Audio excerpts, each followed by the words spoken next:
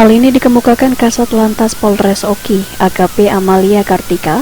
Menurutnya sebelum diberlakukannya tol berbayar dan masih masa fungsional, kecelakaan lalu lintas di Jalan Tol Kayu Agung Oki menuju Lampung sering terjadi kecelakaan. Sedikitnya 6 kali kecelakaan tercatat di wilayah hukum Polres Ogan Kombring Ilir pada tahun 2019 kemarin. Namun setelah diberlakukannya berbayar masuk tol Kayu Agung Oki, maka kecelakaan di jalan tol terus berkurang. Kecelakaan menurun hanya 1 kali di wilayah hukum Polres Ogan Ilir. Menurunnya kejadian laka lantas di dalam tol ini disebabkan banyaknya kendaraan truk maupun fuso yang beralih ke jalan arteri atau jalan lintas timur Sumatera Oki. Hingga volume kendaraan yang melintas di jalur tol Kayu Agung Oki menurun hanya didominasi kendaraan pribadi. Selain itu, pemahaman masyarakat pengguna jalan tol juga terus meningkat sehingga dapat mengurangi kecelakaan di ruas jalan tol.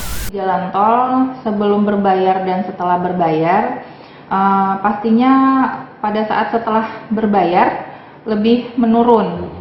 Karena dikarenakan banyak kendaraan-kendaraan besar atau kendaraan-kendaraan fuso yang beralih melewati jalur arteri. Jadi untuk di jalur jalan tol kebanyakan mobil pribadi, dan untuk tingkat kesadaran masyarakat alhamdulillah sudah mulai banyak yang mengerti bagaimana tata cara melewati jalan tol, kecepatan berapa harus di lajur mana. Ahmad Romawi, PAL TV.